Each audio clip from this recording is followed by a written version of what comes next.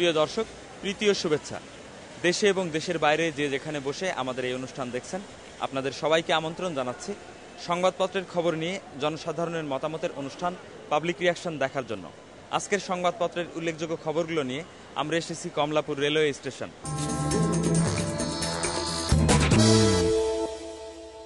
ভোজ্য তেলে উল্টো রথ আজকের সংবাদপত্রের একটি উল্লেখযোগ্য খবর। চলুন এই খবরটি নিয়ে কথা বলি জনগণের সাথে।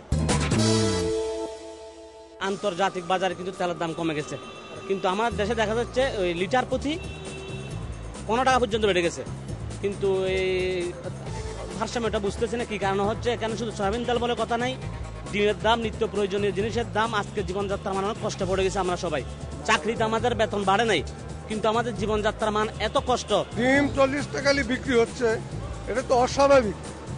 মানুষের চাহিদার অনেক ঊর্ধ্বে চলে গেছে। আর সয়াবিন তেল আপনার দ্রব্যমূল্য যাই বলেন, সরকার নিজেই টাকা দিতে পারে না, যেখানে সাধারণ পাবলিক যে কোথায় গিয়ে দাঁড়াবে সেটা। সব জিনিসের উপর চাপ পড়ছে। আমরা বিশেষ করে যারা ব্যাচেলার, ওনাদের খুবই কষ্ট হচ্ছে ডিম বাড়ার কারণে। আমাদের যে ইনকাম ছিল, ইনকাম তো আমাদের বাড়ে নাই, কিন্তু খরচটা বেড়ে গেছে। যারা বড় লোক এদের সংখ্যা কম, আর গরিব মানুষের সংখ্যাটা আমরা বেশি, বুঝছেন। যারা আমরা খেতে খাটে খামারে কাজ করে খাই, বুঝছেন, এদের সংখ্যাটা কম। আমাদের বেলা এটা মানে অস্বাভাবিক আর কি, দামটা বেশি হয়ে যায় আর কি, অনেক বেশি, ক্রয় ক্ষমতার বাইরে চলে যায় আর কি।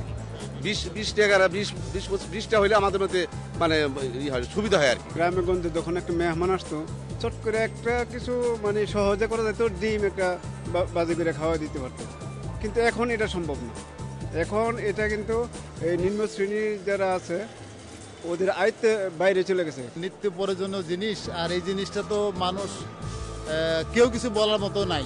তার কারণ বাজার যে একটা নিয়ন্ত্রণ করার মতো বা সরকারের যে একটা পদক্ষেপ দায়িত্ব, এই জিনিসটা তো আসলে দেখতেছি না। আর এই সমস্যা তো এটা শুধু এটা আজকে না, এটা দীর্ঘ দেখে আসতেছে যে কারোর কোনো গরজ নেই। পাগলা ঘোড়া যেভাবে উদ্যোগতিতে চলে, তো পাগলা ঘোড়াতে লাগাম এখনো ধরতে পারতেছে, লাগামহীন ভাবে এটা চলতেছেই, এটা অস্বাভাবিক ভাবে।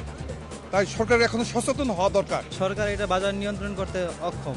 বর্তমান যে এটা সাধারণ মানুষের ক্রয় ক্ষমতার বাইরে চলে যাচ্ছে দ্রব্যমূল্য, এটা সরকারের সয়াবিন তেল অথবা ডিম এই মানে সাধারণত নিত্য প্রয়োজনীয় যে জিনিসগুলো, এগুলো সরকার বাজার নিয়ন্ত্রণ করতে ব্যর্থ। সামনে রমজান আসতেছে, পবিত্র রমজান, আমাদের সবার একটা আগ্রহ থাকবে, একটা আশা থাকবে যেন প্রত্যেকটা জিনিস বাজারজাত প্রক্রিয়া, সমস্ত জিনিসগুলা যেন মানে সহজ মূল্যে, সুলভ মূল্যে যেন আমরা ক্রেতা যারা তারা যেন কিনতে পারি। এই তেলগুলো আমদানিকারক প্রতিষ্ঠান, এটা মাঝখানে বিরোধী দল এবং সরকারি দলের মাঝখানে সুযোগ সুবিধা নেওয়ার কারণে এই প্রতিনিয়ত দাম বাড়ছে।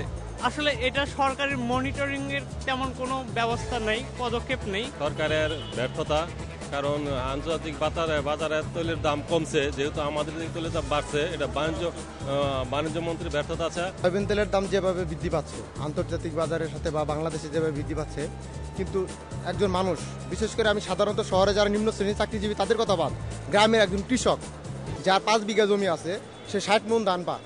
60 মণ ধানের মধ্যে তার এখন দেখা গেছে এবার 70 মণ ধানের তার খরচই হয়ে গেছে। আর 1 মণ ধানের দাম 500 টাকা, 1 লিটার সয়াবিনের দাম 150 টাকা। তাহলে সেই কৃষক কিভাবে চলে? দিনের দাম 40 টাকা হালি, এটা তো যাদের জন্য স্বাভাবিক, তারা তো আজকে উপরতলায় বসে আছে। আমাদের নিচতলার দিকে তাকায় তো তারা দেখেন না। তারা যদি নিচের দিকে তাকাতেন তাহলে তো বুঝতে পারতেন নিচে কি আছে। আজকে কৃষক মাথার গাম পায়ে ফালায়া তারপরে ফসল উৎপাদন করে বাজারে যায়, দেখে দাম নাই। দেখা গেছে যে সয়াবিন তেল 140 টাকা 150 টাকা কেজি, তারপরে তারা বলে স্বাভাবিক। কৃষক উৎপাদন করে কি ধান, সেই ধান 500 টাকা মণ, তাহলে সয়াবিন তেল 150 টাকা কেজি। সেই কৃষকের তো ধান বেচা তেল কিনাই হয় না। শুনলেন জনগণের মতামত।